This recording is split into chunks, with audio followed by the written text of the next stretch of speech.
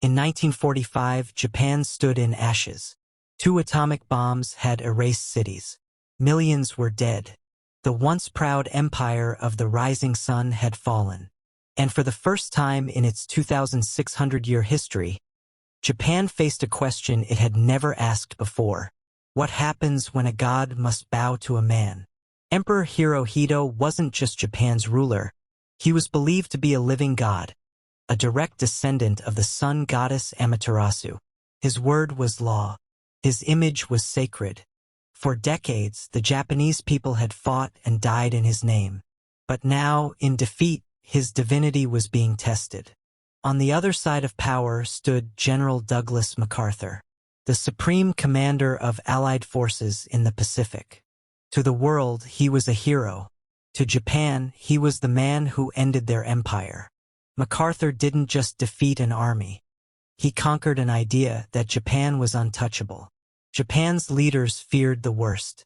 They believed the Americans would execute the emperor as a war criminal, just like other defeated leaders in Europe. But MacArthur had other plans. He understood that killing Hirohito would destroy Japan's spirit. He wanted to rebuild the nation, not bury it. On September 27, 1945, a message arrived at the Imperial Palace. It was an invitation from General MacArthur himself. The emperor was to meet the conqueror face to face. No one knew what would happen. Some feared it was a trap. Others whispered it was the end of the emperor's life. That night, Emperor Hirohito made his choice. He said, "If my death will save my people, I will go." He prepared himself not as a god, but as a man ready to face judgment.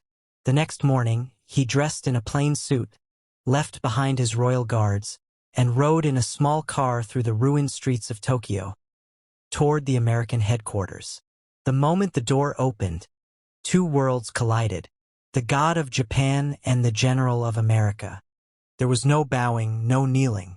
Hirohito walked forward, stopped in front of MacArthur, and bowed slightly, not as a god, but as a man accepting responsibility. Then he said softly, "I come to offer myself to you, as one who has led his people to war." MacArthur looked at the emperor calm, fearless, and surprisingly human. Then he said, "Your Majesty, Japan needs you. You will not be punished. You will help rebuild your country." In that moment, the course of history changed. The god had become a man, and the conqueror had become a protector. When that photo was published, Japan was stunned. For the first time, the emperor appeared smaller than another man. No divine hobbies, no crown, no distance. The message was clear.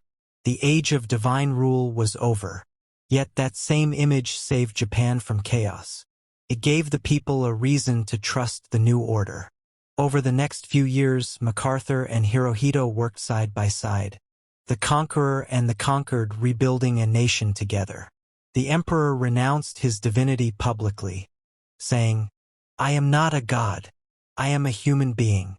Japan adopted a new constitution, embraced democracy, and began a transformation unlike any in history. What began as surrender turned into respect. The 2 men, once enemies, developed a strange friendship built on duty and understanding. Hirohito remained on the throne until his death in 1989. MacArthur returned home long before then, but his influence shaped Japan for generations. 2 men, one from a fallen empire, one from a victorious army, proved that true power sometimes lies in restraint, not revenge. The story of Emperor Hirohito and General MacArthur reminds us that power isn't only about conquering. It's about controlling what comes after victory. Hirohito showed humility in defeat. MacArthur showed mercy in triumph. Together, they turned destruction into rebirth and gave the world a lesson on the power of understanding. This was Tales of Kings and Power.